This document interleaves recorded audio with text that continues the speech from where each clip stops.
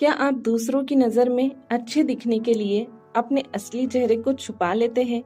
क्या आपने कभी खुद से ये सवाल किया है, क्या मैं वाकई अपनी जिंदगी जी रहा हूँ या बस लोगों की उम्मीदें निभा रहा हूँ? तो आज मैं आपको ले चलती हूँ एक ऐसी किताब की ओर जो आपको वो साहस दे सकती है जो शायद आपको अब तक किसी ने नहीं दिया। The courage to be disliked, एक ऐसी किताब जो कहती है खुश रहने के लिए सबको खुश करना जरूरी नहीं है। आइए दोस्तों, इस किताब के अध्यायों को समझते हैं।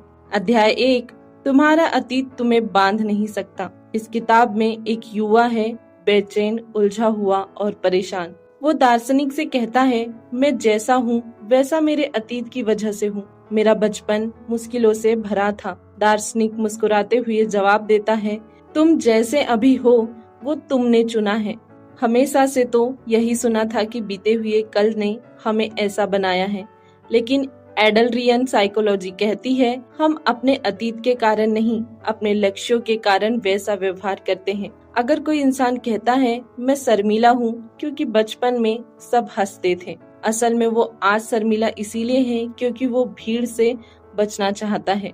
अतीत बहाना है, वर्तमान में लिया गया निर्णय ही हमारी असली पहचान है। अध्याय 2, लोग क्या सोचेंगे ये तुम्हारी जिम्मेदारी नहीं है दोस्त। आपको कोई काम करना है, दिल कहता है हाँ, लेकिन एक खामोश डर अंदर से चिल्लाता है लोग क्या कहेंगे। दार्शनिक इस डर को जड़ से काटते हुए कहते हैं, तुम्हारा काम है खुद को पसंद करना, न कि सबको खुश करना। दूसरों की तारीफ या आलोचना पर जीना मतलब अपने जीवन की डोर उनके हाथों में दे देना।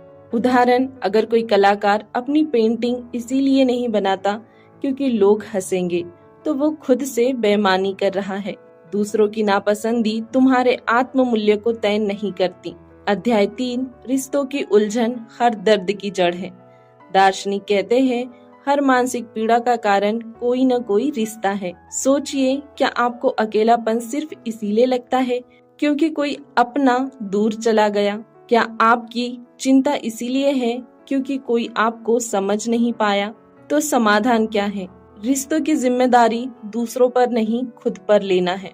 एक जरूरी सवाल, क्या मैं अपने रिश्तों में खुद को जिंदा रख पा रहा हूँ या सिर्फ दूसरों के हिसाब से जी रहा हूँ?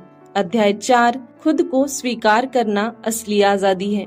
युवक पूछता है, अगर मैं गलत हूँ तो क्या मैं बुरा हूँ? इस पर दार्शनिक जवाब देता है, गलती करना इंसान होना है, लेकिन उसे पहचानना साहसी होना है। दार्शनिक 3 स्तर की सोच बताते हैं। पहला, सेल्फ एक्सेप्टेंस, मैं जैसा हूँ वैसा ही ठीक हूँ, सुधार की गुंजाइश है, लेकिन मैं कोई गलत इंसान नहीं हूँ। दूसरा, ट्रस्ट इन अदर, हर रिश्ता भरोसे पर टिकता है, कंट्रोल पर नहीं। तीसरा, कंट्रीब्यूशन टू सोसाइटी, मैं यहाँ किसी से बेहतर बनने नहीं बल्कि कुछ देने आया हूँ। अध्याय 5, आज को जीना सीखो, यही है मुक्ति। हम अक्सर सोचते हैं जब सब सही हो जाएगा तब मैं खुश रहूंगा, लेकिन दार्शनिक कहते हैं जीवन कल में नहीं आज में है। हर दिन हर क्षण एक अवसर है खुद को दोबारा चुनने का। उदाहरण, सुबह उठकर तय करे आज मैं खुद को पूरी तरह जीऊंगा, चाहे कोई मुझसे सहमत हो या नहीं।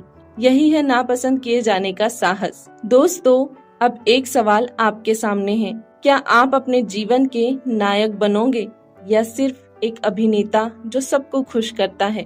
याद रखो, जिन्हें तुम खुश करने की कोशिश करते हो वो खुश भी पूरी तरह खुश नहीं है। इसीलिए आज से कहो, मैं अपनी जिंदगी को अपने तरीके से जीऊंगा, और हाँ, अगर किसी को पसंद नहीं आता तो कोई बात नहीं। दोस्तों, तो बताइए आपका कौन सा डर है जो आज आप इस ऑडियो बुक को सुनने के बाद छोड़ने वाले हैं? दोस्तों, याद रखिए, the real freedom is not doing what you want but daring to be who you really are. दोस्तों, अगर यह ऑडियो बुक समरी आपको पसंद आई है तो वीडियो को लाइक कर दीजिए और हमारे चैनल को सब्सक्राइब कर लीजिए ताकि ऐसे ही वैल्यूएबल वीडियोस आप तक पहुंचते रहें। यदि आप चाहें तो इस वीडियो को अपने दोस्तों तक जरूर शेयर करिए, क्योंकि जब हम दूसरों की मदद करते हैं तो ये नेचर हमारी मदद करता है। बाकी हम मिलेंगे एक ऐसे ही वैल्यूएबल वीडियो के साथ, तब तक के लिए धन्यवाद।